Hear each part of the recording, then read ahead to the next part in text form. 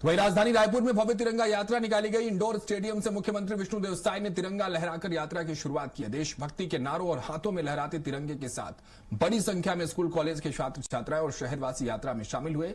यात्रा में मुख्यमंत्री साय के साथ उप मुख्यमंत्री अरुण साव, मंत्री गुरु खुशवंत साहेब, मंत्री राजेश अग्रवाल, विधायक राजेश मूणत सहित भाजपा के जनप्रतिनिधि और बड़ी संख्या में कार्यकर्ता शामिल हुए। पूरे मार्ग पर देशभक्ति का माहौल नजर आया और भारत माता के जयकारों से शहर गूंज उठा। तिरंगा यात्रा के जरिए लोगों ने राष्ट्रीय एकता, देशभक्ति और राष्ट्र के प्रति समर्पण का संदेश दिया। हमारे बेटा बेटी सभी इसमें बूढ़े बुजुर्ग महिला बहुत उत्साह के साथ इस भव्य तिरंगा यात्रा में शामिल हो रहे हैं। मैं उनका सबका हृदय से अभिनंदन करता हूं, स्वागत करता हूं और आजादी के अमृत काल वर्ष से ये अभियान हमारे देश के यशस्वी प्रधानमंत्री श्री नरेंद्र मोदी जी ने शुभारंभ किया है। हर घर तिरंगा, घर घर तिरंगा।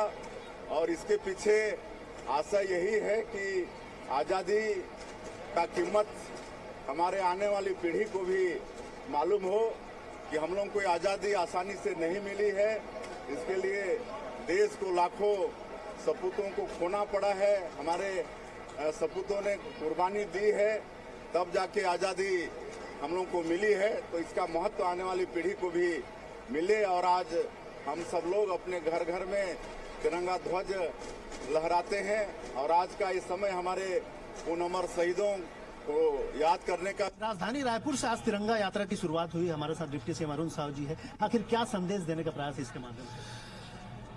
तिरंगा यात्रा का उद्देश्य ये है कि जिन वीर शहीदों के त्याग, तपस्या और बलिदान से इस देश को आजादी मिली है, उन्हें स्मरण करना, उनके प्रति नमन करना और घर घर तक देशभक्ति का भाव पैदा करना, ये तिरंगा यात्रा का उद्देश्य है। उस उद्देश्य में आज की यात्रा सफल रही। हर वर्ग से लोग आज की तिरंगा यात्रा में भारत माता की जयकारे के साथ शामिल हुए हैं।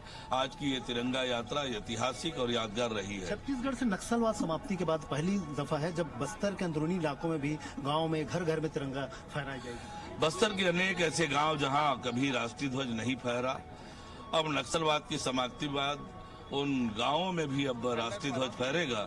ये हमारे लिए गर्व और गौरव का विषय है। बिल्कुल। तो ये थे डिप्टी सीएम अरुण साव, जिन्होंने बताया कि किस तरह से तिरंगा यात्रा के माध्यम से लोगों तक घर घर में, हर घर में तिरंगा पहुंचेगी। और इसकी शुरुआत आज राजधानी रायपुर से हो गई है। और बस्तर में भी ऐसे क्षेत्र जहां पर अब नक्सलियों की वजह से तिरंगा घरों में नहीं फहराया जा पा रहे थे, स्कूलों में नहीं फहराया जा रहे थे, वहां पर भी अब तिरंगा फहराते हुए, लहराते हुए नजर आएंगे। कैमरा पर्सन महावीर के साथ स्वराज एक्सप्रेस के लिए रायपुर से दिलीप साहब। बस्तर में प्रत्येक जिले में बाइक रैली निकाली जाएगी। उन बाइक रैलियों में नारायणपुर, सुकमा, बीजापुर और दंतेवाड़ा महत्वपूर्ण है। उन बाइक रैलियों में मैं भी सम्मिलित होऊंगा और ये 12, 13 और 14 3 दिनों में निकाली जाएगी। कोई अभी भी कहता है ना कि नहीं हुआ खत्म, कोई अभी भी कहता है ना कि परेशानी है वहां जाने पर, तो हर एक स्थान पर ये स्पष्टता होनी चाहिए कि बस्तर पूर्णतः नक्सलवाद से मुक्त हो चुका है। बस्तर के लोग अब पूर्ण स्वाभिमान के साथ, पूर्ण स्वतंत्रता के साथ जीवन जी रहे हैं। यही इस रैली का। देखिए, तिरंगा झंडा हमारी आन है, हमारी बान है, हमारी शान है। और ये तिरंगा वही तिरंगा है जिसके कारण आज हम सुरक्षित जीवन व्यतीत कर पा रहे हैं। हमको सारी सुख सुविधाएं मिल रही। तो निश्चित इस तिरंगे के लिए हम सबको अपने जीवन को निछावर करना चाहिए और इनके लिए हमेशा हमारा निष्ठा होना चाहिए। और उसी भाव के साथ आज हम सब माननीय मुख्यमंत्री विष्णुदेव साय जी, हमारे दोनों उप मुख्यमंत्री, मंत्रीगण के नेतृत्व में ये तिरंगा यात्रा में शामिल हुए ताकि हम सब ऊंच नीच के भेदभाव को मिटा सकें, आपसी प्रेम, भाईचारा, एकता, संगठन स्थापित करें। उस भाव के साथ ये यात्रा निकली। घर घर तिरंगा ये भारत के स्वाभिमान का प्रतीक है। आओ इस तिरंगा यात्रा में हम सब लोग मिलकर के एकता, अखंडता का संदेश दें। भारत शांति प्रिय देश है, भारत आपका अपना देश है और इस देश के स्वाभिमान के लिए, इस तिरंगे के स्वाभिमान के लिए हजारों लोगों ने अपने प्राणों की आहुति दी।